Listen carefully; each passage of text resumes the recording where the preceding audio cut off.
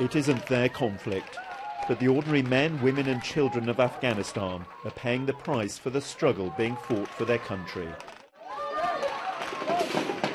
Here, insurgents took over an empty building in Kabul and fired into the street.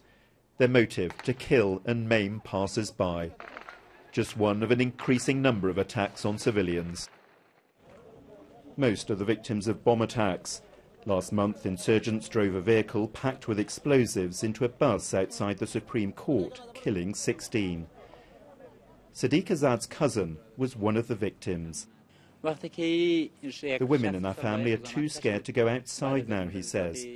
Afghanistan has become a dangerous country. The UN says in just 6 months, more than 1,300 civilians were killed across Afghanistan. 231 of them were children. The total number of dead and injured rose by 23%, many of the victims targeted deliberately. That's extremely alarming, this quite large increase in direct attacks against civilians, deliberate targeting through a number of tactics. It may be by an IED, it may be by an assassination, it may be by a suicide attack. Most Afghans are simply getting on with their lives. They have no other choice. The UN has called on all sides in the conflict to uphold their legal obligation to protect them.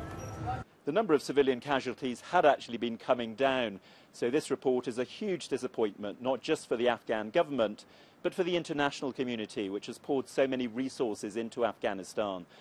And with NATO combat troops due to leave next year, it does raise the question of whether this country is becoming more, not less, dangerous. Jon Brain, BBC News, Kabul.